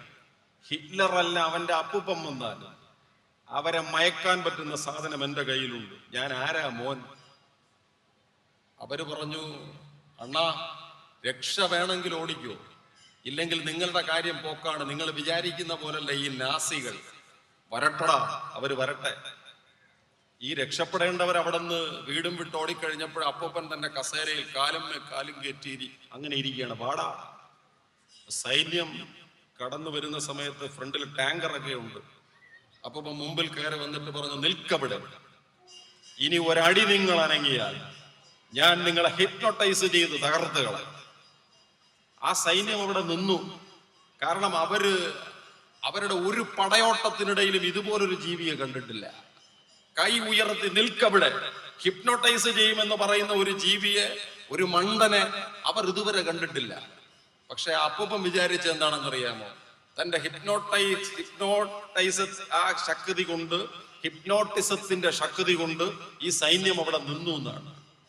അപ്പൂപ്പൻ കണ്ണൊക്കെ അടച്ച് തന്റെ കൈമുറുക്കി അടുത്ത മന്ത്രം പറയുന്നതിന് മുൻപ് തന്നെ ഈ ചെക്കോസ്ലോവാക്യയെ പിടിച്ചെടുക്കാൻ വന്ന നാസി സൈന്യം അവരുടെ വലിയ ടാങ്കറുകളുമായി അപ്പൂപ്പന്റെ മുകളിലേക്ക് കയറിപ്പോകുന്നത് പറയുമ്പോൾ ബഹുമിൽ ഹ്രാബേൽ ആ നോവലിൽ ചിരിക്കുന്നത് നമുക്ക് കാണാം.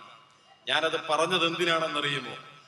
ഈ കൂട്ടത്തിൽപ്പെട്ട ഒരു കക്ഷിയാണ് ഈ കോലത്തുകര ക്ഷേത്രത്തിൽ ശ്രീനാരായണ ഗുരുവിനെ പരീക്ഷിക്കാൻ വന്ന ആ ഹിപ്നോട്ടിസത്തിന്റെ ആചാര്യൻ. ഇയാള് ഗുരുവിനെ ഉറക്കാൻ വേണ്ടിയിട്ട് ആദ്യം കൈയൊക്കെ കറക്കി ചില മന്ത്രങ്ങളൊക്കെ പറഞ്ഞു. സാധാരണ അയാൾ മന്ത്രം പറഞ്ഞാൽ ആൾ ഉറങ്ങണം, പക്ഷെ ഗുരു ഉറങ്ങുന്നില്ല. ഒരു തവണ മന്ത്രം പറഞ്ഞു കഴിഞ്ഞ് ഗുരു ചോദിച്ചു, എന്താ ഉറക്കുന്നില്ലേ? അല്ല, ഞാൻ അടുത്ത തവണ മന്ത്രം പറഞ്ഞ് ഉറക്കും. അടുത്ത തവണ മന്ത്രം പറഞ്ഞിട്ടും ഗുരു ഉറങ്ങുന്നില്ല. മൂന്നാമത്തെ തവണ മന്ത്രം പറഞ്ഞിട്ടും ഗുരു ഉറങ്ങുന്നില്ല. ഇയാള് മന്ത്രം പറഞ്ഞു തളർന്ന് അടുത്ത് കണ്ട കസേരയിലേക്ക് വീണ് ബോധം കെട്ടിരിപ്പായി. ഗുരു ഒരല്പം വെള്ളം എടുക്കാൻ പറഞ്ഞിട്ട് എടുത്ത് ആ മനുഷ്യന്റെ മുഖത്തേക്ക് തളിച്ചു കൊടുത്തു. ഈ നർമ്മം ഇത്ര മാത്രമേ ഉള്ളൂ, പക്ഷെ എന്റെ വർത്തമാനം ഇവിടം കൊണ്ട് തീരത്തില്ല. ഞാൻ നേരത്തെ പറഞ്ഞ ബഹുമിൽ ഹ്രാബേലിന്റെ നോവലിലെ അപ്പൂപ്പന്മാർ ഇപ്പോൾ നമ്മുടെ നാട്ടിൽ പുതുതായി ജനിച്ചുകൊണ്ടിരിക്കുകയാണ്. വരാൻ പോകുന്ന അപകടത്തെപ്പറ്റി ഒരു ധാരണയുമില്ലാതെ വരട്ടെ, ഞാൻ അതിനെ പ്രതിരോധിക്കുമെന്ന് പറയുന്ന സാംസ്കാരികമായി എത്രയോ നൂറ്റാണ്ടുകൾക്ക് മുൻപ് കടന്നു പോകുന്ന മനുഷ്യർ, അവരെയാണ് ഗുരു തിരുത്തിയത്. അത് മനസ്സിലാക്കാൻ ഒരു ചെറിയ പുസ്തകം കൂടി നമ്മൾ പരിചയപ്പെടേണ്ടതുണ്ട്. അത് ഇന്ത്യ കണ്ട, കേരളം കണ്ട ഏറ്റവും വലിയ ആന്ത്രോപോളജിസ്റ്റുകളിൽ ഒരാളായ, ചരിത്ര പണ്ഡിതരിൽ ഒരാളായ പ്രൊഫസർ എ അയ്യപ്പൻ എഴുതിയ ദ പേഴ്സണാലിറ്റി ഓഫ് കേരള എന്ന പുസ്തകമാണ്. ഈ പ്രൊഫസർ എ അയ്യപ്പന്റെ മറ്റൊരു പുസ്തകം കൂടി ഞാൻ പറയേണ്ടതുണ്ട്. The social change in A Kerala village, ഒരു കേരളീയ ഗ്രാമത്തിലെ സാമൂഹിക മാറ്റം എന്ന അദ്ദേഹത്തിന്റെ ഒരു പുസ്തകത്തിൽ, അതിന്റെ ഒരു അധ്യായത്തിൽ അദ്ദേഹം പറയുന്നുണ്ട്, ഞാൻ പഠനത്തിനെടുത്തിരിക്കുന്ന ഈ മാതൃകാ ഗ്രാമത്തിന്റെ സാംസ്കാരിക മാറ്റത്തിന് കാരണമായി തീർന്ന ഏറ്റവും പ്രധാനപ്പെട്ട ഊർജം ശ്രീനാരായണ ഗുരുവാണ്.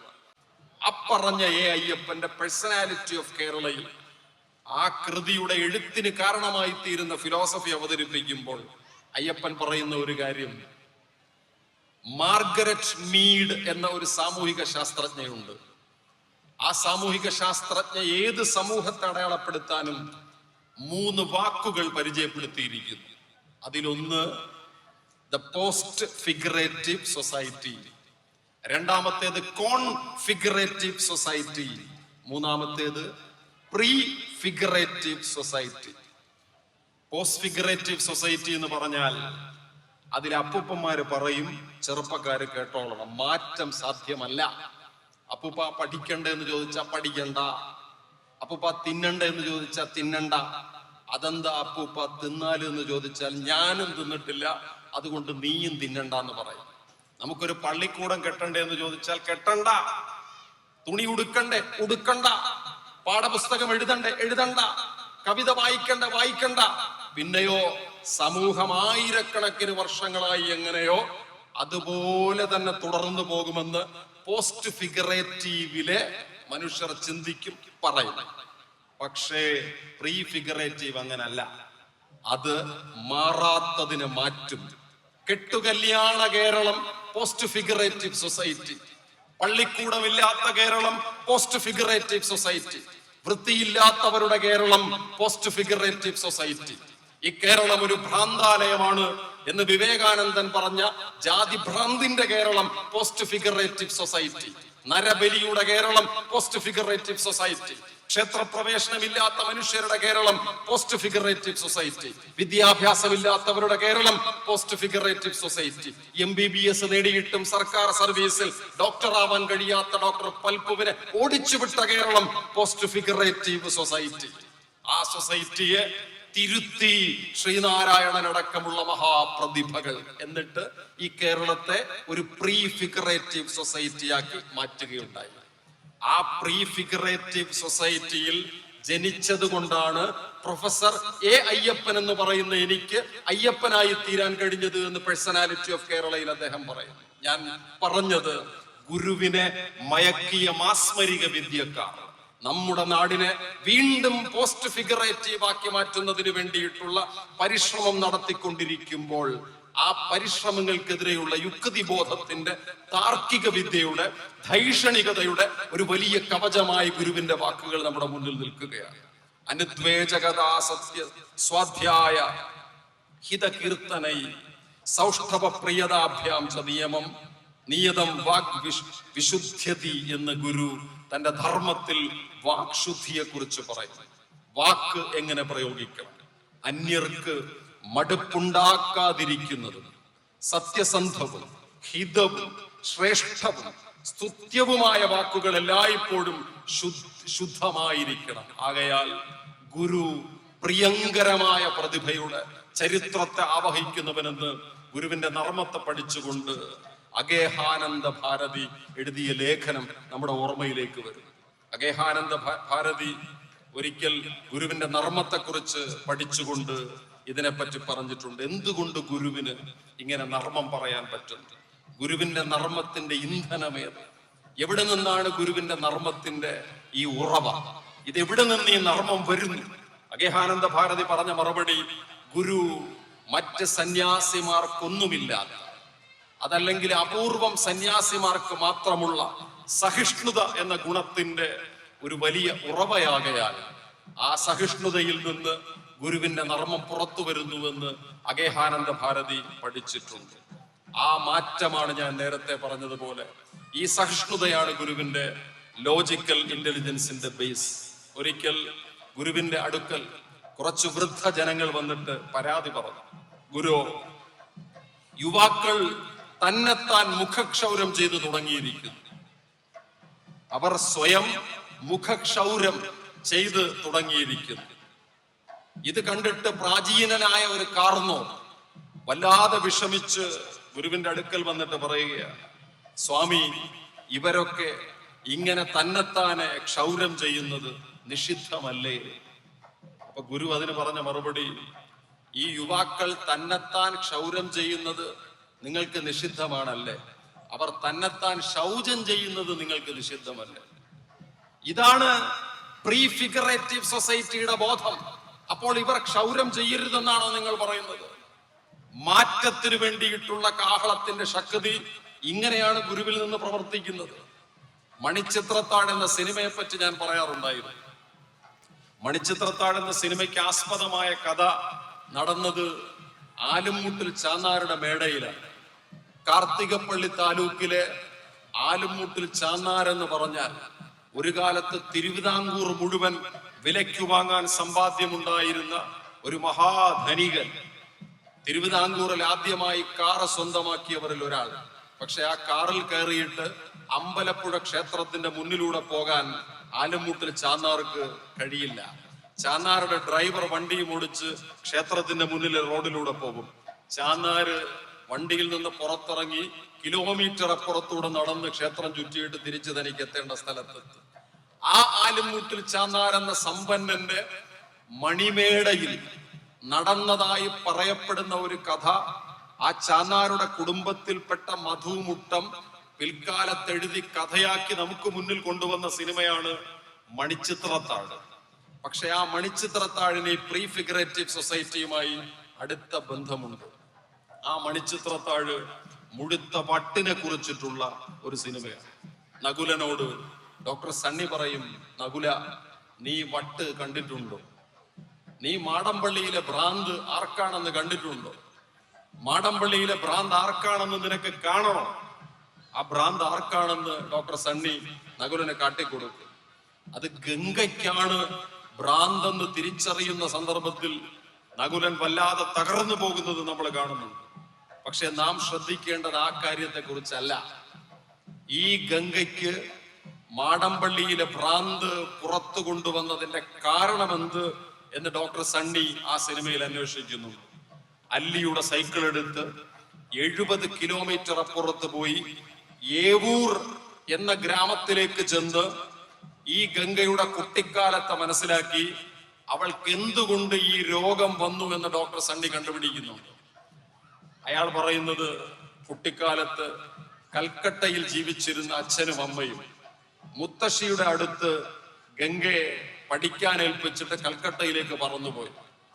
മുത്തശ്ശിക്ക് മുമ്പിലിരുന്ന് കെട്ടുകഥകൾ കേട്ട് മന്ത്രവാദ കളങ്ങളിൽ തലകുരുങ്ങി കള്ളക്കഥകൾ കേട്ട് കുട്ടിക്കാലം ചെലവിട്ട ഗംഗ എപ്പോഴോ ഭ്രാന്തിന് അടിമപ്പെട്ടു പോയതാണ് ഇപ്പോൾ നമ്മൾ കാണുന്ന മാടമ്പള്ളിയിലെ ഭ്രാന്തിനും കാരണമെന്ന് ഡോക്ടർ സണ്ണി കണ്ടുപിടിക്കുന്നു. ഇതാണ് പോസ്റ്റ് ഫിഗറേറ്റീവ് സൊസൈറ്റിയിലേക്ക് നമ്മളെ തിരിച്ചു നടത്തുന്ന പ്രക്രിയയുടെ ഒരു ഉദാഹരണമെന്ന് നമുക്ക് കണ്ടുപിടിക്കാൻ പറ്റും. ഈ കേരളത്തിൽ ഇപ്പോഴും ഈ മന്ത്രവാദ കളങ്ങൾ, ഈ ആഭിചാരങ്ങൾ, ഈ കെട്ടുകഥകൾ, ഗുരു വലിച്ചെറിഞ്ഞു കളഞ്ഞ കാര്യങ്ങൾ തിരിച്ചു വന്നുകൊണ്ടിരിക്കുകയാണ് എന്ന സന്ദർഭത്തിൽ ഗുരുവിന്റെ നർമ്മം നമ്മളെ തിരിച്ച് പിടിക്കുകയാണ്. ഈ അമ്പലപ്പുഴ താലൂക്കിൽ ഒരു സർപ്പപ്പാട്ട് നടക്കുന്നിടത്തേക്ക് ഗുരു ചെല്ലുന്നു. സർപ്പപ്പാട്ടിന്റെ ഇടയിൽ പൂക്കുലകൾ വാരി എറിഞ്ഞ് വെളിച്ചപ്പാട് തുള്ളിക്കൊണ്ടിരിക്കുന്നു. 1000 പൂക്കുലകൾ, 1000-ഓളം കരിക്കുകൾ വെട്ടിവെച്ചിരിക്കുന്നു. ഗുരു തുള്ളുന്നയാളുടെ അടുത്ത് നിൽക്കുന്ന ഭക്തനോട് ചോദിച്ചു, ഇതെന്തിനാ ഇങ്ങനെ കായ്ക്കുന്ന പൂക്കളെ വെട്ടിയെടുത്തിട്ട് ഓരോന്നോരോന്നായി ഈ വെളിച്ചപ്പാടിന് കൊടുത്തുകൊണ്ടിരിക്കുന്നത്? അത് ഗുരു താഴെ വീണുപോയ പൂക്കുല അയാൾ എടുക്കുകയും ഗുരു ഭക്തനോട് മറുപടി പറഞ്ഞത്, അത് നമുക്കൊന്ന് കാണണമല്ലോ, താഴെ വീണ പൂക്കുല എടുത്ത് കൊടുത്തു നോക്കൂ, അയാൾ തുള്ളുമോ എന്ന് ഞാനൊന്ന് കാണട്ടെ. പൂക്കുല എടുത്ത് കൊടുക്കുന്നു. ആ തുള്ളുന്നുണ്ടല്ലോ, അങ്ങനെയാണെങ്കിൽ ഇനി മുതൽ ഇങ്ങനെ പൂക്കുലകൾ വെട്ടിയെറിഞ്ഞ് ദൂർത്ത് കാണിക്കേണ്ട കാര്യമില്ല. കരിക്കിൻ വെള്ളം ഒഴിച്ചാലേ തല തണുക്കൂ എന്നുമില്ല. രാമച്ചം കലക്കിയ വെള്ളം തലയിൽ ഒഴിച്ചു കൊടുത്താൽ മതിയാവുമെന്ന് ഗുരു പറഞ്ഞിട്ട് മെല്ലെ നടന്നു പോകും. നോക്കൂ, ഈ പോസ്റ്റ് ഫിഗറേറ്റീവിനെ ഗുരു തിരുത്തുകയാണ്, മാറാത്തതിനെ ഗുരു മാറ്റുകയാണ്. മാറ്റത്തിന് നർമ്മത്തിന്റെ ശാസ്ത്രത്തെ ഗുരു സാമൂഹിക ജീവിതത്തിൽ ഉപയോഗിക്കുകയാണ്. പക്ഷെ ആ ഗുരുവിനെ പരീക്ഷിക്കുന്നതിന് വേണ്ടിയിട്ടുള്ള ശ്രമങ്ങളും നിരന്തരമായി നടന്നുകൊണ്ടിരുന്നു എന്ന് നർമ്മത്തിന്റെ ചരിത്രത്തിൽ നമുക്ക് കാണാൻ പറ്റും. ഗുരു അരുവിപ്പുറത്ത് താമസിക്കുന്ന കാലത്ത് ഒരു കാഷായ വസ്ത്രധാരിയായ ശിഷ്യൻ ഗുരുവിനോട് പറഞ്ഞു, ഗുരു, ഹിന്ദുസ്ഥാനി ദേശത്തുള്ള ഗുരുക്കന്മാരും ശിഷ്യന്മാരും ഒക്കെ ഒരുമിച്ചിരുന്നാണ് ഭക്ഷണം കഴിക്കാറുള്ളത്. നമുക്കും അങ്ങനെ ആയാലെന്താ? ഇതിപ്പോ ഇവിടെ ഗുരു കഴിക്കുന്നു, ശിഷ്യർ മറ്റെപ്പോഴെങ്കിലും ഒന്ന് കഴിക്കുന്നു. അപ്പൊ ഗുരു പറഞ്ഞത്, ആവാം, അതിനെന്താ, നമുക്ക് ഒരുമിച്ചിരുന്ന് കഴിക്കാം. പിറ്റേന്ന് ഗുരു കൊടിതൂക്കി മലയിലായിരിക്കണം. ധ്യാനത്തിന് പോയ സന്ദർഭത്തിൽ ഉച്ചനേരത്ത് ഭക്ഷണം കഴിക്കാൻ ഗുരുവിന് എത്താൻ കഴിയുന്നില്ല. ഗുരു ധ്യാനമൊക്കെ കഴിഞ്ഞൊരല്പം വൈകി തിരിച്ചു വരുന്ന നേരത്ത് ഭക്ഷണമെല്ലാം കഴിഞ്ഞിരിക്കുന്നു. ഗുരു ശിഷ്യരോട് പറഞ്ഞത്, ആവാം, നമുക്കിനി ഒരുമിച്ച് ഭക്ഷണം കഴിക്കാം. അപ്പോൾ ഈ പറഞ്ഞ ശിഷ്യൻ ഗുരുവിനോട് പറഞ്ഞത്, ഞങ്ങളൊക്കെ എപ്പോഴോ ഭക്ഷണം കഴിച്ച് കഴിഞ്ഞിരിക്കുന്നു ഗുരു.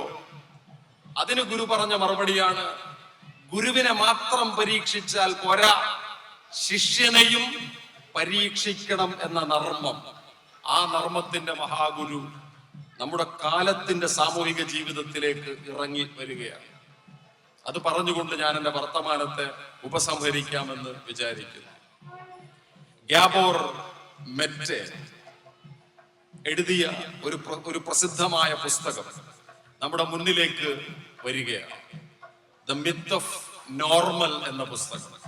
ഗ്യാബോർ മെറ്റെ ഒരു ലോകപ്രശസ്തനായ ഭിഷഗ്വരനും മനഃശാസ്ത്ര വിദഗ്ധനും ന്യൂറോ സയന്റിസ്റ്റുമാണ്. ഗ്യാബോർ മെറ്റയുടെ ദ മിത്ത് ഓഫ് നോർമലിലെ 19ാമത്തെ അധ്യായം, from society to cell, uncertainty, conflict and loss of control എന്ന 19ാമത്തെ അധ്യായം ഞാൻ ഈ പറഞ്ഞു വെച്ച കാര്യത്തിന്റെ അടിക്കുറിപ്പായി തീരാൻ ശക്തിയുള്ള ഒരു വാക്യമാണ്. മനുഷ്യർ ഒരാത്മീയ ജീവി മാത്രമല്ല, മനുഷ്യർ കേവലമായ ഒരു സാംസ്കാരിക ജീവി മാത്രമല്ല, മനുഷ്യർ ഒരു സാമൂഹിക ജീവി മാത്രമല്ല, മറിച്ച് മനുഷ്യർ ഒരു ബയോ സൈക്കോ സൊസൈറ്റൽ ബീയിങ് ആണ് എന്ന് ഗ്യാബോർ മെറ്റെ പറയും. അതുകൂടി പറഞ്ഞുകൊണ്ട് ഗുരുവിന്റെ മൗനത്തെ കുറിച്ച് സൂചിപ്പിച്ച് ഞാൻ അവസാനിപ്പിക്കാം. ഈ പറഞ്ഞ പ്രയോഗത്തിന്റെ അർത്ഥം, നാം സംസ്കാരം കൊണ്ട് മാത്രമല്ല ജീവിക്കുന്നത്, നമ്മുടെ ശരീരത്തിനുള്ളിലെ HPA ആക്സിസ് എന്ന ഒരു ആക്സിസിനെ പറ്റി നാം തിരിച്ചറിയേണ്ടതുണ്ട്. ഹൈപ്പോതലാമിക് പിറ്റ്യൂട്ടറി അഡ്രീനൽ ആക്സിസ് എന്ന് പറഞ്ഞാൽ നമ്മുടെ ഹൈപ്പോതലാമസിന്റെ ഇക്വിലിബ്രിയത്തിന് ഒരല്പം ഒരു വ്യതിചലനം ഉണ്ടായാൽ അത് നമ്മുടെ സാമൂഹിക ജീവിതത്തെ തകർക്കും. നമ്മുടെ പിറ്റ്യൂട്ടറി ഗ്രന്ഥി തകർക്കപ്പെട്ടാൽ, അതിന്റെ ഇക്വിലിബ്രിയം, അതിന്റെ സമതുലിതാവസ്ഥ തകർന്നു പോയാൽ നമ്മുടെ മനസമാധാനം തകരും. നമ്മുടെ അഡ്രീനൽ അതിന്റെ ഇക്വിലിബ്രിയം തകർന്നു പോയാൽ നമ്മുടെ മനസമാധാനം തകരും. പണ്ട് കേരള സർവകലാശാലയുടെ കുമാരനാശാൻ സ്മാരക പ്രഭാഷണം നടത്താൻ വന്നപ്പോ മഹാനായ വൈലോപ്പിള്ളി ആ പ്രഭാഷണത്തിന്റെ ആമുഖത്തിൽ പറഞ്ഞ ഒരു കാര്യം, കവിത കേവലമായ മാനസിക സമാധാനം മാത്രമാണ് തരുന്നത് എന്ന ധാരണ തെറ്റാണ്. അത് മനസ്സന്തോഷം മാത്രമല്ല തരുന്നത്, അത് ശാരീരിക സമാധാനവും കവിത തരുന്നുണ്ട്. കവിത ഏതൊരു മനുഷ്യന്റെയും അന്തസ്രാവ ഗ്രന്ഥിക്ക് സമാധാനം കൊടുക്കുന്നുണ്ട്. ആകയാൽ നമുക്ക് ആരോഗ്യമുള്ള ഒരു ജീവിതം പ്രദാനം ചെയ്യുന്ന കാര്യത്തിൽ, നമുക്ക് ആരോഗ്യമുള്ള ഒരു ജീവിതം തരുന്ന കാര്യത്തിൽ നമ്മുടെ ഈ പറയുന്ന HPA ആക്സിസിന്റെ ഇക്വിലിബ്രിയം വളരെ പ്രധാനപ്പെട്ടതാണ്. ഗുരുവിന്റെ നർമ്മം അതാണ് ചെയ്തുകൊണ്ടിരിക്കുന്നത്. നിങ്ങൾക്ക് സമാധാനമില്ലെങ്കിൽ, നിങ്ങൾ അൺസർട്ടൈൻ ആണെങ്കിൽ, നിങ്ങൾ ഉള്ളിൽ വിദ്വേഷമുള്ളവരാണെങ്കിൽ നിങ്ങൾ മഹാരോഗികളായി തീരും. നിങ്ങളുടെ ഭ്രാന്ത് ശമിക്കുകയില്ല എന്ന പ്രഖ്യാപനം ജാതിഭേദം മതദ്വേഷം ഏതുമില്ലാതെ സർവരും സോദരത്വേന എന്ന വാക്യത്തിലുണ്ട്. എന്തുകൊണ്ട് കേരളം ഒരു ഭ്രാന്താലയമായിരിക്കുന്നു? എന്തുകൊണ്ട് കേരളം പരസ്പരം തമ്മിൽ തല്ലുന്നവരുടെയും തമ്മിൽ തൊടാത്തവരുടെയും അയിത്തം ആചരിക്കുന്നവരുടെയും ശുദ്ധിയില്ലാത്തവരുടെയും ഒരു നാടായി തീർന്നിരിക്കുന്നു? അതിനുള്ള ഔഷധമാണ് ജാതിഭേദം മതദ്വേഷം ഏതുമില്ലാതെ സർവരും സോദരത്വേന വാഴുന്ന പ്രക്രിയ. ആ പ്രക്രിയ നമ്മുടെ HPA ആക്സിസിന്, നമ്മുടെ ഹൈപ്പോതലാമിക് പിറ്റ്യൂട്ടറി അഡ്രീനൽ ആക്സിസിന്റെ ബാലൻസ് ആയി തീർന്നത് കൊണ്ട് നമ്മുടെ നാട്ടിൽ സമാധാനത്തിന്റെ ഒരു വലിയ ഐശ്വര്യം നമ്മൾ അനുഭവിക്കുകയുണ്ടായി. ഈ സമാധാനത്തിന്റെ ഐശ്വര്യത്തിന് കാരണഭൂതനായിരുന്ന ഗുരുവിന് ഈ ബലമത്രയും കൊടുത്തത് അദ്ദേഹത്തിന്റെ മൗനമാണ് എന്ന് ചിന്തിക്കുമ്പോൾ എനിക്ക് തോന്നിയിട്ടുണ്ട്. എത്രമേൽ സംഘർഷമുണ്ടായാലും ആ സംഘർഷങ്ങൾക്ക് മുന്നിൽ മൗനിയായിരിക്കാൻ ഗുരുവിന് കഴിയുമായിരുന്നു. ഒരിക്കൽ ശ്രീനാരായണ ഗുരുവിനോട് കുമാരനാശാൻ ചോദിച്ചു, ഗുരു, അങ്ങ് എത്ര കാലം മരുത്വാമലയിലിരുന്നു? നാം ഒരുപാട് കാലമിരുന്നു. അങ്ങേക്ക് അവിടെ നിന്ന് എന്താണ് കിട്ടിയത് എന്ന് ചോദിച്ചു. നമുക്ക് അവിടെ നിന്ന് ആത്മസമാധാനം ലഭിച്ചു. അങ്ങ് ആ മല വിട്ട് പോന്നിട്ട് എന്താണ് ചെയ്തത് എന്ന് ചോദിക്കുന്നതിന് മുൻപ് ഗുരു പറഞ്ഞ കാര്യം, നാം അവിടെ സമാധാനത്തോടുകൂടി ഇരിക്കുകയായിരുന്നു. പക്ഷേ നാം അവിടം വിട്ട് പോരുമ്പോൾ എന്റെ 2 സുഹൃത്തുക്കളെ ഞാൻ അവിടെ ഉപേക്ഷിച്ചിട്ടാണ് പോകുന്നത്. വല്ലാത്ത സങ്കടമുണ്ട് ആ അനുഭവത്തിൽ എനിക്ക് എന്ന് ഗുരു പറഞ്ഞു. ആ 2 സുഹൃത്തുക്കൾ ഒരു പാമ്പും പുലിയുമാണെന്ന് ഗുരുവിന്റെ കവിതയിലൂടെയും ഗുരുവിന്റെ ജീവചരിത്രത്തിലൂടെയും നാം മനസ്സിലാക്കിയിട്ടുണ്ട്. പക്ഷെ ഈ മൗനത്തെ പറ്റി, മൗനത്തിന്റെ ഈ സാന്ദ്രതയെ പറ്റി ഒരുപക്ഷെ ശിവലിംഗദാസ സ്വാമികൾ ഗുരുവിനെ കുറിച്ച് എഴുതിയ ആ കീർത്തനത്തിൽ മൗനത്തിന്റെ മഹാസാഗരമായിരിക്കുന്ന ഗുരു എന്ന ഈ പ്രയോഗത്തെ പറ്റി കഴിഞ്ഞ നാളുകളിലൊന്നിൽ മാതൃഭൂമി ആഴ്ചപ്പതിപ്പിന് വേണ്ടി ആലോചിക്കുമ്പോഴാണ് ഞാൻ അസാധാരണമായ ഒരു അർത്ഥത്തെ ആ മൗനത്തിൽ കണ്ടെത്തുന്നത്. മൗനമെന്നാൽ നിശബ്ദതയാണെന്നല്ല അർത്ഥം. നിശബ്ദത മൗനമല്ല.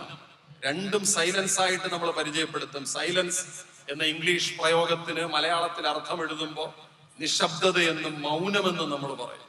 പക്ഷെ മൗനം നിശബ്ദതയല്ല. മൗനത്തിന്റെ സന്ദർഭത്തിൽ ഉള്ളിൽ വലിയ ശബ്ദങ്ങൾ നമ്മൾ കേൾക്കുന്നുണ്ടാവാം.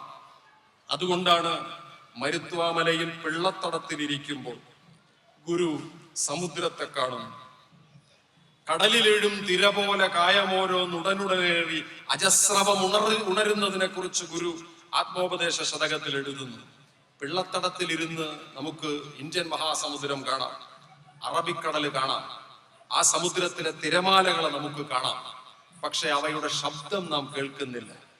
തിരമാലകളെ നാം കേൾക്കുന്നു, അവയുടെ ശബ്ദത്തെ നാം കേൾക്കുന്നില്ല. പക്ഷെ അത് കാണുമ്പോഴും നമ്മുടെ ഉള്ളിൽ ശബ്ദം അലയടിച്ച് ഉയരുന്നുണ്ട്. ഈ മൗനത്തിന്റെ അർത്ഥത്തെ പറയാൻ എനിക്ക് അവലോകിതേശ്വര സങ്കല്പമാണ് സഹായകമായത്. ഭഗവാൻ ബുദ്ധന്റെ ചരിത്രം വായിച്ചിട്ടുള്ളവർക്ക് അവലോകിതേശ്വര സങ്കല്പത്തെ കുറിച്ച് അറിയാം. ഭഗവാൻ അവലോകിതേശ്വരന് ഈ പ്രപഞ്ചത്തിലെ ഏത് ശബ്ദത്തെയും കേൾക്കാൻ കഴിയും. ഒരു ഉറുമ്പിന്റെ ശബ്ദത്തെയും കേൾക്കാൻ പറ്റും. ഒരു പീഡ എറുമ്പിനും വരുത്തരുതെന്നുള്ള അനുകമ്പയും സദാ. ഒരു ഇലയനങ്ങുന്ന ശബ്ദവും കേൾക്കാൻ പറ്റും. വിദൂരതയിലുള്ള ഒരു മനുഷ്യന്റെ സങ്കടത്തെയും കേൾക്കാൻ പറ്റും. അടുത്ത് നിൽക്കുന്നവന്റെ വേദനയെ കേൾക്കാൻ പറ്റും.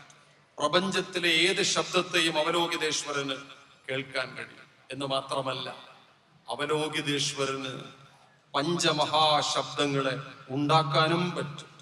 ഏതാണ് ഈ പഞ്ചമഹാശബ്ദങ്ങളെന്ന് അവലോകിതേശ്വര ചരിത്രത്തിൽ പറയും. പക്ഷെ ഈ 5 ശബ്ദങ്ങളെ കുറിച്ച് ഞാൻ പറയുന്നില്ല. അതിലെ 3ാമത്തെ ശബ്ദം വളരെ പ്രധാനപ്പെട്ടതാണ്. പഞ്ചമഹാശബ്ദങ്ങളിലെ 3ാമത്തെ ശബ്ദം ബ്രഹ്മശബ്ദമാണ്. ആ ശബ്ദം കേൾക്കാനാണ് കോലത്തുകര ക്ഷേത്രത്തിന്റെ മുറ്റത്ത് നമ്മൾ വന്നിരിക്കുന്നത്. ആ ശബ്ദം കേൾക്കാനാണ് നാം പാഠപുസ്തകം തുറക്കുന്നത്. ആ ശബ്ദം കേൾക്കാനാണ് നാം പ്രാർത്ഥിക്കുന്നത്. ആ ശബ്ദത്തിന്റെ പരമമായ സാധ്യതയെ കുറിച്ചിട്ടാണ് ഗുരു ആത്മോപദേശ ശതകത്തിലെ പല മതസാരവും ഏകം എന്ന് പറഞ്ഞത്. നാളെ പെരുന്നാളാണ്. പക്ഷെ എനിക്ക് പെരുന്നാളിന്റെ ഈ പിറ കാണുന്നതിന്റെ തുഞ്ചത്ത് കോലത്തുകര ക്ഷേത്രത്തിന്റെ മുറ്റത്ത് വന്ന് നിൽക്കുമ്പോൾ മനസ്സിലാവുന്ന ആ സമാധാനത്തിന്റെ പേരാണ് പല മതസാരവും ഏകമെന്ന ഗുരുവിന്റെ വാക്യം. ആ ബ്രഹ്മശബ്ദം എന്ത് എന്ന ചോദ്യം മാണ്ഡൂക്യോപനിഷത്ത് നമ്മളെ പഠിപ്പിച്ചിട്ടുണ്ട്. ആ ബ്രഹ്മശബ്ദം ഓംകാരമല്ലാതെ മറ്റൊന്നുമല്ല. ഓം എന്ന് ഒന്ന് ഉച്ചരിച്ചു നോക്കൂ. ഓം എന്ന ഉച്ചാരണത്തിൽ 3 മാത്രകളുള്ളതായി നമുക്കറിയാം. അകാരം, ഉകാരം, മകാരം. ഇത് മറക്കാതിരിക്കാൻ കുട്ടിക്കാലത്ത് ഞാൻ അകാരം അമ്മ, ഉകാരം ഉമ്മ, മകാരം മാതാവ് എന്ന് ഓർമ്മിച്ചു വെച്ചിട്ടുണ്ട്. ആ ഉ മ. ഓം എന്ന് പറയുമ്പോ ചുണ്ടുകൾ വളച്ച് ഓഷ്ട്യ രൂപത്തിൽ നാം ഓം എന്ന് ഉച്ചരിക്കുന്നു. ഈ ആ ഉ മ, ആ ഒരു മാത്ര, മ മറ്റൊരു മാത്ര, ഉ മറ്റൊരു മാത്ര. മാണ്ഡൂക്യം പറയുന്നത് ഈ അകാരമെന്നാൽ എന്ത്, ഉകാരമെന്നാൽ എന്ത്, മകാരമെന്നാൽ എന്ത്. ജാഗരിത സ്ഥാനോ വൈശ്വാനരോ അകാര. ജാഗ്രതയിൽ ഇരിക്കുന്ന വൈശ്വാനരനായ അകാരൻ. ആ അകാരനെ ഉപാസിച്ചാൽ നമുക്ക് എന്ത് കിട്ടും? എന്താഗ്രഹവും നിറവേറുമെന്ന് മാണ്ഡൂക്യം പറയുന്നു. രണ്ടാമത്തെ ഉകാരൻ എവിടെ ഇരിക്കുന്നു? അത് സ്വപ്നസ്ഥാന തൈജസ ഉകാരൻ.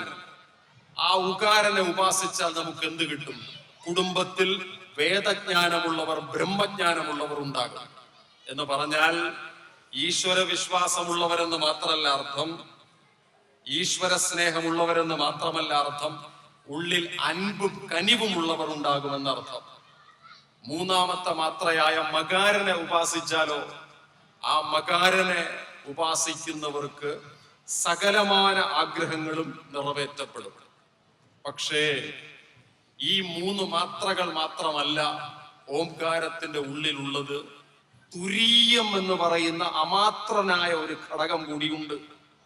ഇത് വളരെ പ്രധാനപ്പെട്ട ഒരു കാര്യമാണ്. അകാര, ഉകാര, മകാരങ്ങൾ മാത്രമല്ല, തുരീയൻ എന്ന 4ാമത്തെ ഒരു ഘടകം കൂടിയുണ്ട്. പക്ഷെ ഈ തുരീയനെ കുറിച്ച് മാണ്ഡൂക്യം അധികമൊന്നും പറയുന്നില്ല.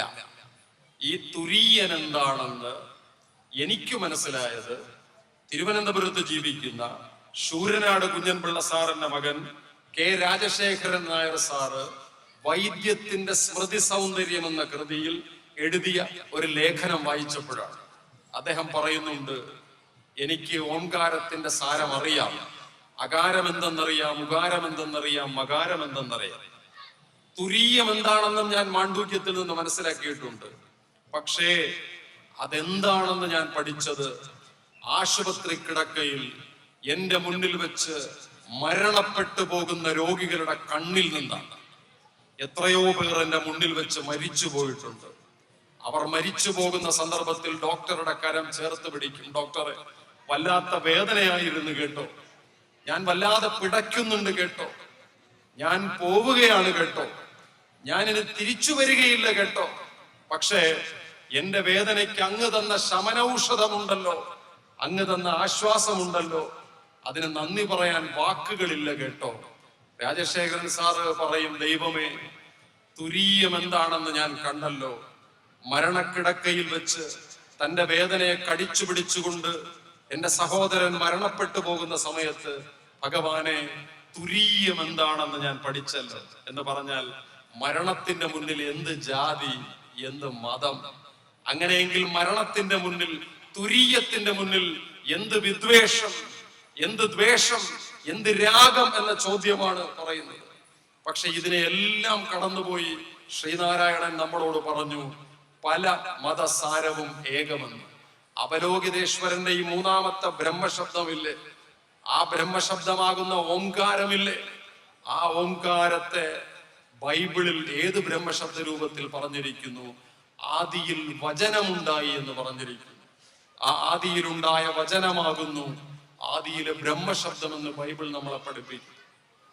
ഖുർആനിലെ 2-ാമത്തെ അധ്യായമായ അലിഫ് ലാം മീം, ദാലിക്കൽ കിതാബു ലാ റൈബ ഫീഹി ഹുദൽ ലിൽ മുത്തഖീൻ അല്ലദീന യുഅ്മിനൂന ബിൽ ഗൈബി വയുഖീമൂന സ്വലാഹ വമിമ്മാ റസഖ്നാഹും യുൻഫിഖൂന എന്ന അധ്യായത്തിന്റെ തുടക്കത്തിൽ ദൈവശാസ്ത്രം പറയുമ്പോൾ ആ അധ്യായം തുടങ്ങുന്നിടത്തെ ശബ്ദം ശ്രദ്ധിച്ചു നോക്കൂ.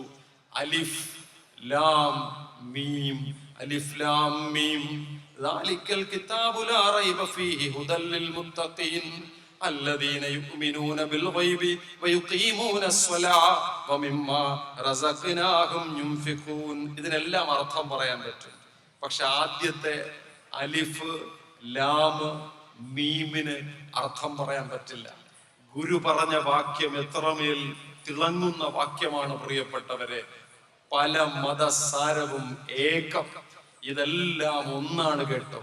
ഇതെല്ലാം ഒന്നായിരിക്കെയും ഓംകാരത്തിൽ വിദ്വേഷം കലർത്താൻ ശ്രമിച്ചാൽ, അലിഫ് ലാം മീമിൽ വിദ്വേഷം കലർത്താൻ ശ്രമിച്ചാൽ, ആദിയിൽ വചനമുണ്ടായി എന്ന ആ പരമ ബ്രഹ്മശബ്ദത്തിലേക്ക് വിദ്വേഷം കലർത്താൻ ശ്രമിച്ചാൽ നമ്മുടെ ഒരു പ്രാർത്ഥനയും ദൈവം സ്വീകരിക്കുകയില്ല എന്ന് പറയുന്ന ആ ബോധ്യത്തിന്റെ പേരാണ് ഗുരുവിന്റെ മൗനം.